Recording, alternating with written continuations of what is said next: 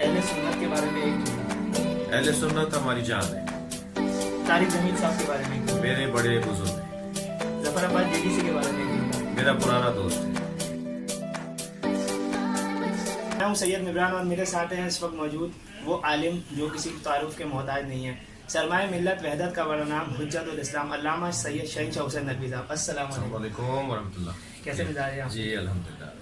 رحمت صاحب میں آپ سے کچھ سوالات پوچھوں گا آپ کی زندگی کے بارے میں. اچھا. میرا آپ سے سب سے پہلا سوال یہ ہے کہ آپ نے عالم بننے کا فیصلہ کب کیا؟ عموماً کیونکہ ہمارے معاشرے میں یہ ہوتا ہے کہ جیسے جب بچہ بڑا ہوتا ہے تو وہ کیا کرتا ہے، وہ یہ کرتا ہے کہ وہ بولتا ہے کہ مجھے ڈاکٹر بننا ہے، مجھے انجینئر بننا ہے، مجھے بزنس مین بننا ہے. تو آپ نے اس علم عالم بننے کا فیصلہ کب کیا؟ بسم اللہ الرحمن الرحیم. جہاں تک بات ہے اس حوالے سے کہ میں اس فیلڈ میں اس لائن میں کیسے گیا، اول تو میں دعوے دار نہیں ہوں کہ میں عالم ہوں، طالب علم انشاءاللہ ہوں، اور اللہ ہمیں ہمیشہ طالب علم رکھے. یہ فیصلہ تو ایسا ہوا کہ شاید بہت کم سن تھے، ہمارے والد ہمیں مجالس میں لے جاتے تھے، گود میں اٹھا کر ربائی پڑھواتے تھے. وہ جو ہمیں دینی ماحول ملا خیرپور میں اور عزاداری کا ماحول ملا، پھر علماء کا ہمیشہ وہ کہتے تھے کہ کوئی عالم نظر آئے تو اس کا ہاتھ پہلے چومو جائے، اور خود چمواتے تھے، اور اگر کبھی دیکھ لیتے تھے کہ میں عالم کا ہاتھ نہیں چوم رہا ہوں یا ہم سب بھائی، تو بعد میں ڈانٹتے بھی تھے کہ تم نے مولانا کا ہاتھ پہ نہیں چوما. تو وہ جو ایک عالم سے محبت بچپن سے ذہن میں تھی، وہ والد کی طرف سے ایک تربیت کا حصہ ہے. پھر میں 7 سال کا 6.5-7 سال کا تھا تو انقلاب اسلامی ایران میں آیت اللہ خمینی کا انقلاب، جو انہوں نے اسلامی انقلاب برپا کیا، وہ رونما ہوا.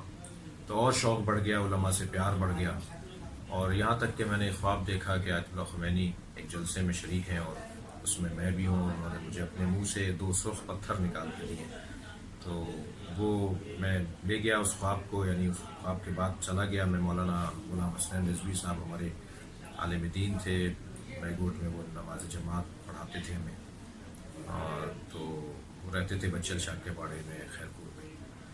میں جب مغرب کی نماز کے لیے وہ آئے تو میں نے ان سے پوچھا کہ مولانا میں نے ایسے خواب دیکھا ہے، تو انہوں نے بے ساختہ کہا تم عالم دین بنو گے. تو یہ وہ اسباب تھے کہ جو راغب کر رہے تھے ہمیں مدرسے کی طرف اور علم دین کی طرف. پھر الحمدللہ میں نے پرائمری اسکول خیرپور سے ہی، بلکہ ہائی اسکول بھی ہمارا خیرپور کے کمپریہنسو ہائی اسکول سے ہم نے ہائی اسکول کی کلاسیں لی، اور پھر اس کے بعد میں ایران چلا گیا، وہاں 14 سال تک تعلیم حاصل کی. ابھی بھی دعوے دار نہیں ہوں، طالب علم ہوں. بہت ساری چیزیں اب بھی سمجھ میں نہیں آئی ہیں. یہ علم ہے ہی ایسا کہ ہم ساری زندگی بھی پڑھتے رہیں تب بھی ہم شاید کیا یقیناً ہم کہہ نہیں سکتے کہ ہم نے بہت کچھ سیکھ لیا ہے. جیسے جیسے چیزیں معلوم ہوتی جاتی ہیں ایسے ایسے ایک چیز اور معلوم ہوتی ہے، اور وہ یہ کہ ہمیں کچھ نہیں آتا. جیسے جیسے آنے کا معلوم ہوتا ہے کہ یہ بھی آتا ہے یہ بھی آتا ہے، تو اس کے ساتھ فوراً ایک اور آواز بھی آتی ہے کہ تمہیں یہ نہیں آتا، تمہیں وہ نہیں آتا. تو ہمیں نہ آنے پر زیادہ غور دینا کرنا چاہیے کہ ہمیں کیا نہیں آتا. کیا آتا ہے اس پہ گھمنڈ نہیں کرنا چاہیے، کیا نہیں آتا اس پہ اپنے آپ کو اس کا ازالہ کرنا چاہیے کہ ہمیں یہ چیز بھی سیکھنی چاہیے، یہ چیز بھی سیکھنی چاہیے. علامہ صاحب میرا آپ سے اگلا سوال یہ ہے کہ کچھ شرپسند عناصر لوگ جیسے یہ پھیلائے ہوئے ہیں کہ تمہاری مسجدوں میں تالے لگا دیے اور تراویح سے روکا جا رہا ہے، تو جلوس کی گورنمنٹ نے پرمیشن دے دی، تو اس کے بارے میں آپ کی کیا رائے ہے؟ اول تو ایسا کچھ نہیں ہے، تراویحیں بھی بند ہیں، اور ہماری تراویحیں بند ہیں، ہماری نماز جماعت ہماری بند ہیں، ہمارے نماز جمعہ بند ہیں. یعنی سنی شیعہ سب کے ہاں اس پر 80% عمل ہوا ہے. رہ جاتی ہے بات مجالس اور جلوس کے حوالے سے. تو مجلس اور جلوس اور نماز میں شاید ذکر کا فرق ہے، ورنہ مجمع تو نماز میں بھی لگتا ہے، مجمع تو مجلس میں بھی لگتا ہے. تو یہ کیونکہ ایک عالمی مسئلہ ہے تو ہمیں سب کو بہت سمجھداری سے چلنا ہوگا. ہم نے پلان اے تو یہی ہے کہ جیسے جلوس نکلتے تھے، جیسے مجلسیں ہوتی تھیں، جیسے نمازیں ہوتی تھیں، جیسے اہل سنت کے یہاں تراویحیں ہوتی تھیں، سب ویسے ہی ہوتا رہا. یہ پلان اے ہے، یعنی یہی ہوتا رہے. پلان بی بھی ہم نے گزارش کی تھی کہ آپ محدود کر دیں، یعنی محدود سے مراد یہ کہ تعداد کم کر دیں، وقت اور دورانیہ مختصر کر دیں، مگر جلوس تو نکلے گا. اور اس کے جو پلان بی ہے اس کے مطابق نکلنا چاہیے. پلان بی ایک یہ ہے کہ اسکاؤٹس اس جلوس کو لے کے چلیں. پلان بی ایک یہ ہے کہ ہر ماتمی انجمن سے 2-3 لوگوں کو پاس دے دیا جائے. اس طرح کچھ 100 لوگوں پر مشتمل مجلس اور جلوس ہو جائے. جو ایس او پی پر اصل میں ہے، ایس او پی پہ عمل کیسے ہوگا؟ ہزاروں لوگ بلکہ لاکھوں لوگ، کیونکہ نشر پار کی 21 رمضان کی مجلس میں 1 لاکھ سے زیادہ مجمع ہوتا ہے. مجلس میں جلوس نکلتے نکلتے یہ 3-4 لاکھ ہو جاتا ہے.